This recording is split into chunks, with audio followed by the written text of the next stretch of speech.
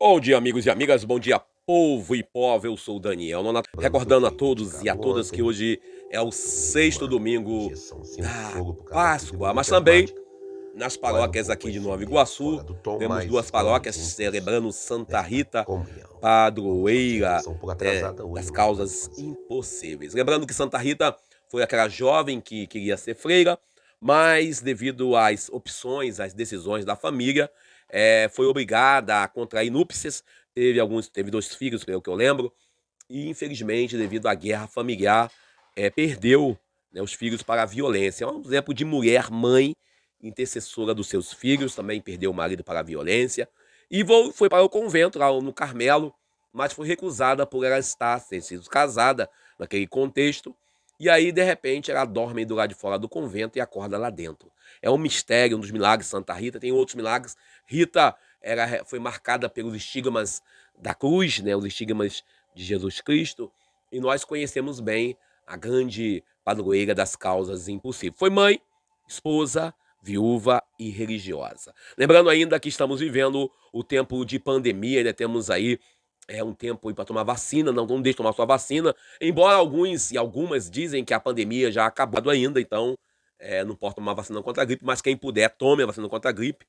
A gente está aí passando aí pelos serviços na casa, então estamos tendo um processo alérgico e um resfriado. Ontem nós estivemos lá no Conselho Nacional do Laicato do Estado do Rio de Janeiro, na querida Diocese de Nova Iguaçu, celebrando aí o colegiado deliberativo, onde foi criada a Comissão de Meio Ambiente. Então a gente está aí lembrando a todos e a todas que cuidar da casa comum é uma obrigação, uma vocação. Também foi lida no encontro a mensagem ao povo de Deus, carta aos bispos, que está aqui no nosso blog, denonato.blogspot.com. Acesse aí com a gente para você poder curtir, para poder ler essa mensagem dos bispos da 50, quase não falei, nem 59ª Assembleia Geral Ordinária da CNBB, Conferência Nacional dos Bispos do Brasil. Essa semana, algumas pessoas perguntaram por que eu estou usando menos o WhatsApp também, o Facebook também, vamos dizer assim, as redes sociais em si, mas o problema não é eu, o problema é o tempo, o corre-corre da vida. A gente corre para lá, corre para cá, vai aqui, vai ali, e acaba não tendo tempo para poder postar. E também temos que ter consciência que também a vida não é só postagem na internet. Estamos aí na missão, no corre-corre, e a gente não consegue, às vezes, dar conta de tudo, né? Então a gente tem que dar uma segurada. Algum lugar fica assim meio perdido. Lembrando que a liturgia de hoje da Igreja Católica, Atos dos Apóstolos, capítulo 15, versículo 1 ao versículo 2, depois versículos 22 ao 29. É a primeira leitura. A segunda leitura a segunda leitura é a leitura tirada lá de Apocalipse, capítulo 21, versículo 10 ao 14, depois versículos 22 ao 23. E o salmo de resposta é o salmo 66, entre parênteses, no 67, é um salmo que diz: louvado seja o Senhor pelos povos de toda a terra. E o refrão também, segundo, é aleluia. Lembrando a todos que é o tempo da Páscoa, é tempo de celebrar a ressurreição do Senhor. Estamos aí, bem dizer, no último domingo da Páscoa. Semana que vem já estamos celebrando a ascensão do Senhor. E no período em que o Papa Francisco, junto com os demais papas que já passaram, né, pelo menos o que eu lembro, os que eu vivi, eles anunciam e sempre anunciam a mensagem para o Dia Mundial das Comunicações, que é dedicado no domingo da Ascensão do Senhor. Então temos aí, daqui a pouco, a gente vai postar aí para vocês lá no nosso blog, denonato.blogspot, a mensagem do Papa Francisco para o Dia Mundial das Comunicações Sociais, sobretudo nesse tempo de rede interligados.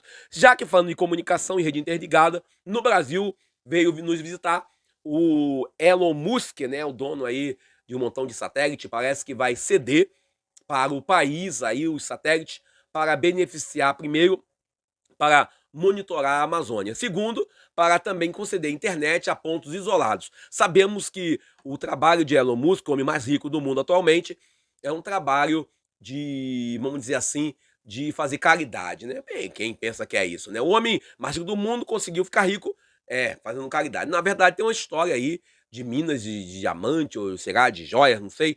Ele ficou rico a partir daí, e agora ele é o grande homem aí que trabalha com as visões tecnológica. E o evangelho de hoje, evangelho de João, capítulo 14, versículos 23 ao 29, que fala sobre o momento da despedida do Senhor. Na verdade, é o testamento do Senhor sendo passado para os seus. É o contexto da última ceia, a ceia da despedida, a ceia do lava-pés, a ceia onde Judas sai para poder vender Jesus para os romanos, e ali conseguir fazer a entrega de Jesus daquela forma que foi. Lembrando a todos e a todas que a intervenção de Jesus no projeto da humanidade se dá a partir da concessão do amor, da entrega. Não é assim uma coisa forçada, nem uma coisa assim colocada. A perspectiva escatológica, a perspectiva do evangelho de hoje nos leva a refletir até que ponto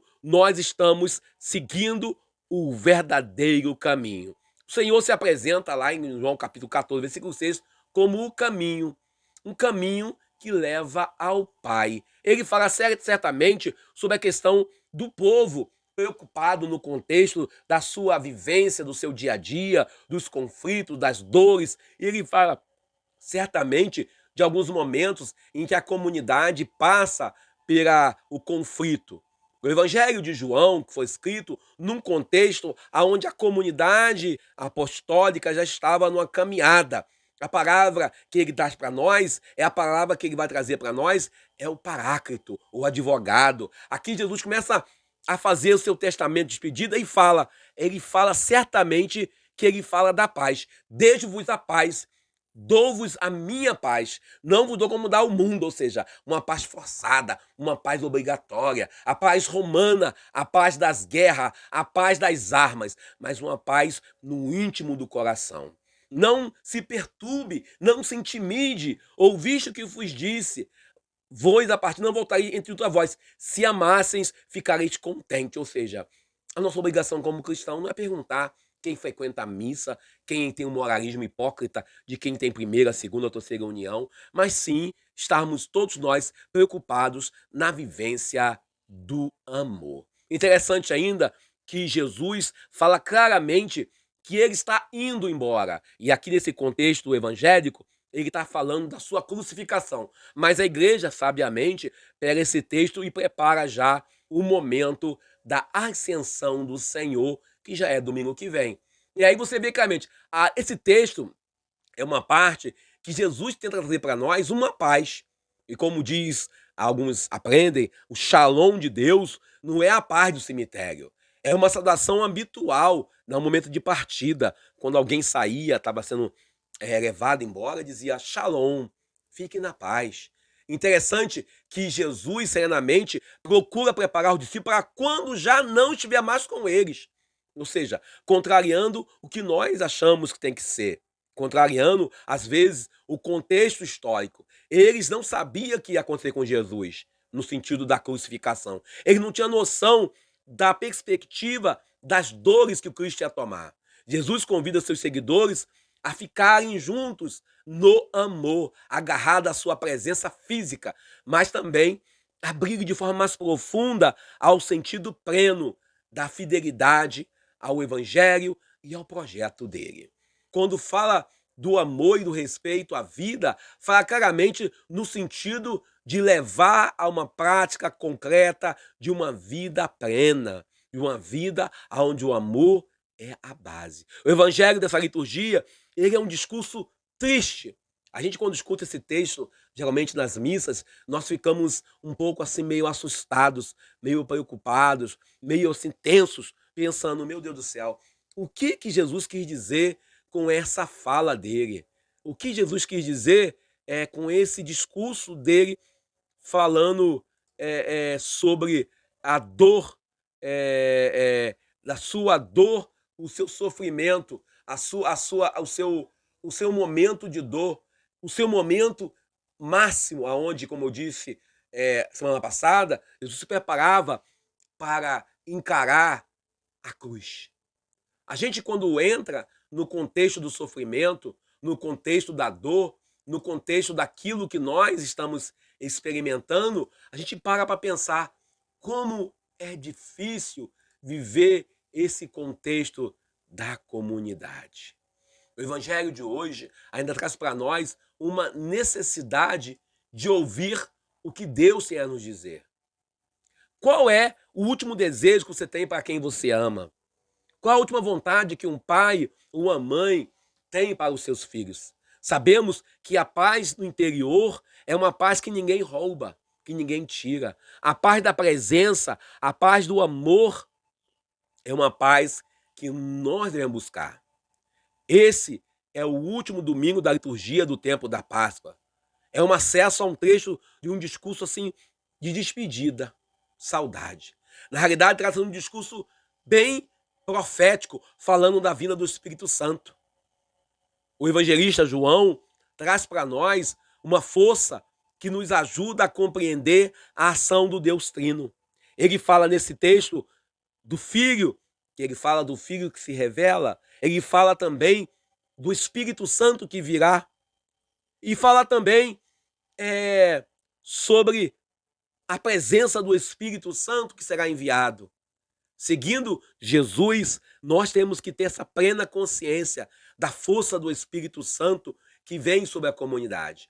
Normalmente, quando falamos de Deus, imaginamos um ser bem distante, um ser longe, um ser que não se contamina, que não se envolve com nossas dores e sofrimentos, com as nossas dores, nossos sentimentos e mágoas.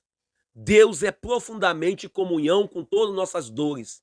Deus é profundamente comunhão com todos aqueles que estão passando pelas crises nessa sociedade, as crises existenciais, aquilo que a irmã Ângela Stocken dizia sobre o momento do conflito do eu, aquele momento do interior, as crises depressivas que muitos têm, os desempregados, os enfermos, os que sentem dores e aqueles que passam por todo tipo de cruz. Por isso, Jesus, quando traz esse evangelho de hoje, ele traz para nós uma mensagem de paz. Por isso ele fala que trazendo a paz é uma paz que nós devemos cultivar. Trazendo uma paz que nós devemos viver. Normalmente, a gente tem falado de um Deus longe. E aquilo que nós falamos ontem em nossa liturgia, quando nós falamos que Deus se envolve na dor, Deus está presente naqueles que estão embaixo dos viadutos nesse tempo de frio. Deus está com aqueles que estão nesse momento agonizando pela falta de atendimento médico em nossas clínicas, em hospitais, pronto-socorro. A nobreza de Deus está no meio de nós, quando ele fala da morada, do momento em que ele fala de uma morada que pouca gente conhece, de uma morada onde nós teremos o direito também de habitar. O evangelho de hoje ainda traz para nós esse testamento dado por Jesus. Ele deixa bem claro para nós não ficarmos preocupados. Entre em comunhão lá com o texto de Mateus, quando Jesus fala, orai para os lírios do campo, orai para os sofrimentos. Ficareis contentes, porque eu vou para o Pai, mas eu vou mandar o Espírito Santo. A palavra que nós devemos ouvir hoje é que o Pai enviou Jesus e o Pai também envia o Consolador. O Pai também envia a força. Talvez o que nós não entendamos e talvez o que nós não busquemos é a paz que vem de Deus. Geralmente buscamos a paz no conforto financeiro, no conforto de uma casa muito luxuosa, num conforto aonde temos amigos em mesas de bares ou em igrejas cheias, nas comunidades lotadas, nos prédios enormes. Para seguir o caminho, é preciso verdadeiramente se entregar ao amor de Jesus. Mas amar Jesus não somente o Cristo glorioso, aquele Cristo que brilha solenemente na ressurreição, mas também o Cristo crucificado, na figura dos enfermos, na figura dos dependentes químicos, na figura daqueles e daquelas que às vezes nos fazem mal, daqueles que nos fazem sentir a dor. Semana passada estive na paróquia do Padre Cesalino, aqui na São Francisco, e o Padre Cesalino dizia claramente como é difícil amar aqueles que às vezes nos afrontam, como é difícil amar aqueles que às vezes planejam contra a gente. Esse é o exercício maior do cristianismo. Ontem, por exemplo, estivemos nós no encontro lá sobre a Laudato Si, no Conselho Nacional do Laicato, aqui do Rio de Janeiro. Nós entramos nesse sentido de cuidar da terra, cuidar do planeta, cuidar da casa comum, essa consciência ecológica. É uma consciência que tem que ser feita a partir do amor. Ser discípulo do Senhor não é apenas um rito social. Para que o discípulo possa continuar a percorrer, ele precisa do Espírito Santo. E aqui que a gente entra lá no contexto de Paulo apóstolo, quando fala que é preciso buscar esse Espírito. E a gente sabe claramente essa preparação para a ascensão, que é a semana que vem, essa preparação nos leva à preparação para o Pentecoste, daqui a alguns dias, 50 dias após a Páscoa. O Espírito advogado, auxiliador, consolador, intercessor. É Ele que vem acalmar, vem nos dar a paz, para acalmar nossos ânimos. A memória que Jesus traz para nós nessa ceia de hoje, nesse mistério de hoje, é uma memória de fidelidade.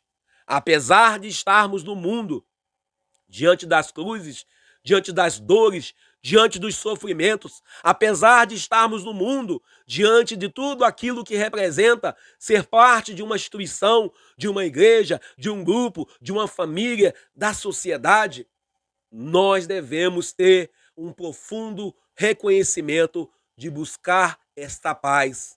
Não uma paz armada, como diz o documento da CNBB, não uma paz pelas armas da violência, mas uma paz que nasce do profundo espírito do encontro com o ressuscitado. A paz que nasce a partir da vivência verdadeira de um Cristo que nos ama. A comunidade cristã que não faz a experiência do Cristo libertador, do Cristo que ressuscitou, do Cristo que foi crucificado, é uma comunidade dependente.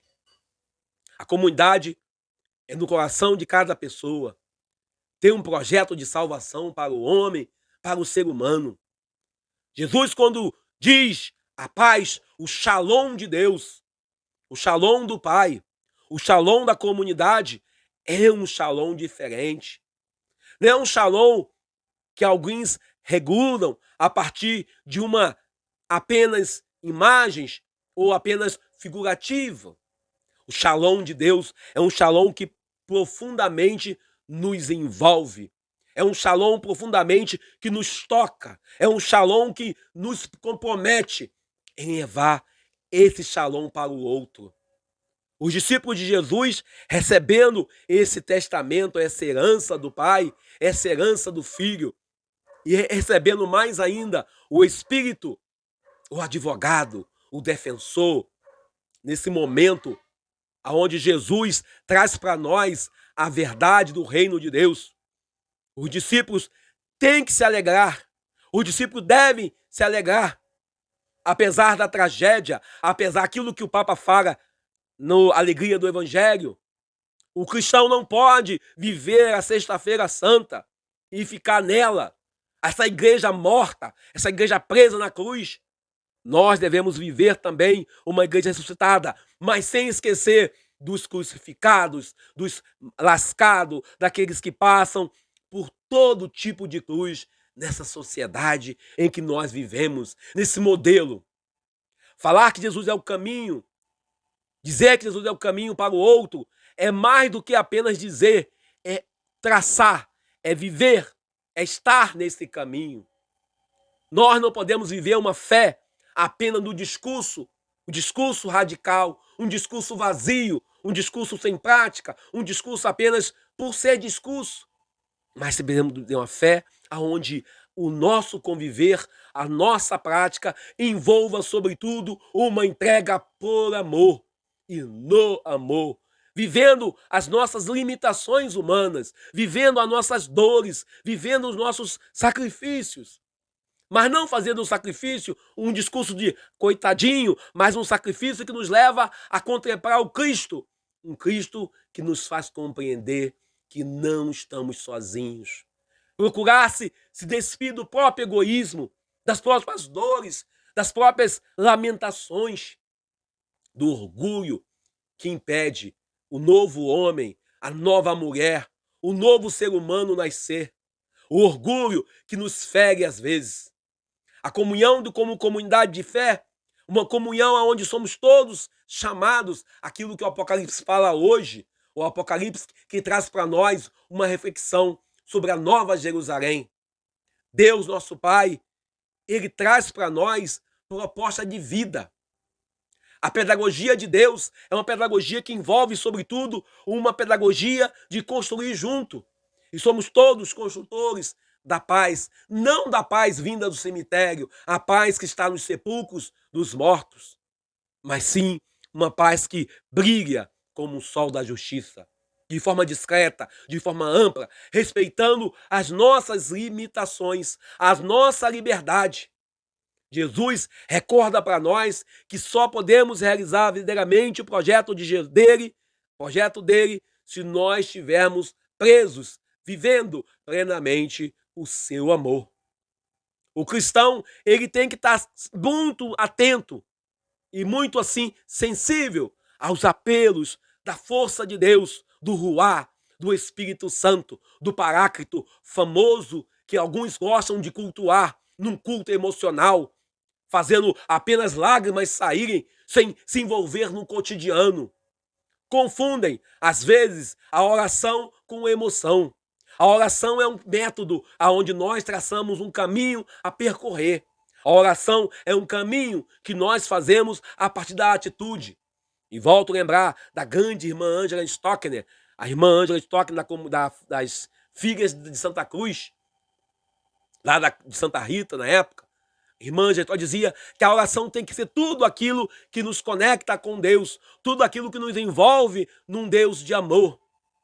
Estamos sempre atentos a uma oração não apenas para cuidar da parte espiritual, não apenas uma oração para cuidar daquilo, vou cuidar da parte espiritual, mas sim de todo o ser humano, pois Deus ama o homem inteiro. Aquilo que nós ouvíamos do meu amigo já falecido, Almir Tavares, que dizia: Deus ama o homem inteiro. Eu estou lascado porque falta uma perna. Ele fazia uma piada nesse sentido. Deus quer o homem inteiro. Estamos sempre atentos a esse sinal, até no bom humor do meu amigo Almir, que já foi morar com Deus, certamente está inteiramente no céu. Nós estamos vivendo tempo de pandemia ainda. Temos que voltar novamente, continuar com nossas máscaras, continuar usando o álcool em gel. Ainda temos gente morrendo de Covid. Pouca gente, mas tem morrendo de Covid. Temos um resfriado pesado rodando pelo nosso querido Rio de Janeiro. Temos aí toda a dificuldade que nós devemos estar atentos. Ao longo dessa semana que estamos vivendo, nesse domingo de Páscoa, nós entramos sempre nesse capítulo 13 a 15 de João. Entramos nesse sentido de preparar bem esse discurso de despedida. A despedida de Jesus não pode ser uma despedida que nos paralisa, que nos deixa preso às nossas escolhas. Escolher caminhar com Jesus envolve uma renúncia profunda, autêntica e sincera de quem nós somos. Escolher estar com Jesus é escolher ser transparente nas atitudes, nos gestos e sempre trabalhar em prol da palavra para o anúncio da boa nova. Jesus nunca quis estar sozinho e nunca esteve só. Ele sempre chamava um grupo de amigos para estar com ele. Ele vai para a montanha, para o Monte das Oliveiras, e lá ele convida Pedro, Tiago e João para estar com ele. E lá nesse momento, eles dormem. Até que ponto nós estamos dormindo diante dos cristos que sofrem nos momentos de dores, nas grandes momentos de dificuldade? Até que ponto nós estamos dormindo nas dores, nas lutas e no sofrimento daqueles que nos amam? Nós devemos olhar bem claramente se somos comprometidos com a vida, com o shalom de Deus, ou somos apenas frequentadores de igreja. Como diz um pensamento que eu não lembro de quem é, ir na oficina mecânica não te faz mecânico. Ir na igreja somente não me faz cristão. O que me torna cristão é a minha vivência, é a minha prática no cotidiano do meu dia a dia. Diz Jesus isso. Quem me ama, guardará a minha palavra, e meu Pai o amará.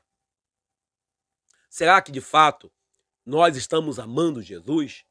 Nós viramos apenas frequentadores de igreja, celebradores de liturgias como show, enfiamos ritos, promessas, coisas que vai fazer da liturgia um pouco mais dinâmica e esquecemos da fidelidade. A liturgia, como diz o padre Fábio de Mello, ela tem que ser celebrada em 2 altares. O altar da Eucaristia, aonde o Cristo se entrega, e no altar da vida, aonde nós devemos nos entregar. Nele, em Jesus, nele, em nós e nele, somos chamados a levar a paz. Uma vez mais, Jesus parece por uma condição para que o Pai possa nos amar. É amar Ele guardando a sua palavra. Nós, às vezes, queremos dizer que amamos a Deus e fala a Deus assim de forma muito neutra, quando Deus tem que ser definido que Deus é esse. Esse Deus acima de tudo, que alguém disse algum tempo atrás. Esse Deus acima de tudo, que alguém invoca. Esse Deus, que Deus é esse? É o Deus das armas? É o Deus da violência? É o Deus que fala de um moralismo hipócrita? Não é o Deus Jesus de Nazaré. Não é o Deus Jesus que nos convida a entregar-se na cruz para construir um mundo melhor. Apesar de todos os esforços de Jesus ser o exemplo, alguns ainda pegam Jesus e transformam naquilo que eles querem. Pega Jesus e fantasia dele. Um Jesus, um rei potente. Um Jesus limitado de acordo com a minha imaginação. Por isso, a fidelidade à oração. Um Jesus que escolhe alguns para serem mais santos ou melhores do que uns e outros. Um Jesus que discrimina, um Jesus preconceituoso, um Jesus que não é o do Evangelho, que viveu há 2000 anos atrás.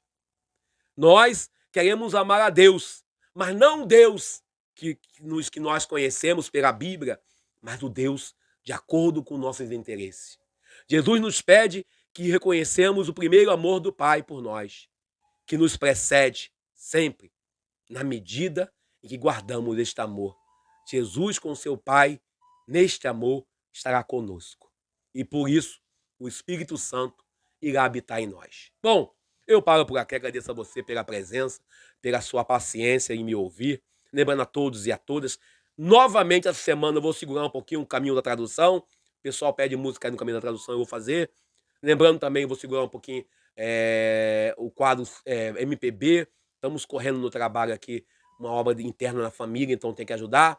Todo mundo corre aqui. Mas prometo a vocês que na outra semana nós estaremos voltando aí com força total. Se Deus quiser, gravando todos os dias com vocês, ou fazendo ao vivo lá no Facebook, ou aqui no YouTube, a nossa homilia diária. Bom, lembra você que ainda estou desempregado, precisando de emprego, não de salário digno, né? Se você puder nos ajudar, eu agradeço. Comente, deixe seu like, dislike. Faça o que você achar melhor para nos ajudar a crescer. Bom, eu aceito críticas positivas, negativas e outras críticas que não sejam positivas, negativas, mas estão aí. Diga ok ou valeu. Muito obrigado a você pelo carinho. Lembrando que é preciso continuar tentando. Então, ainda estamos aí pedindo emprego. Atualmente, quem quiser vai ver minhas fotos lá no Facebook, de pedreiro, eletricista, bombeiro, hidráulico e etc.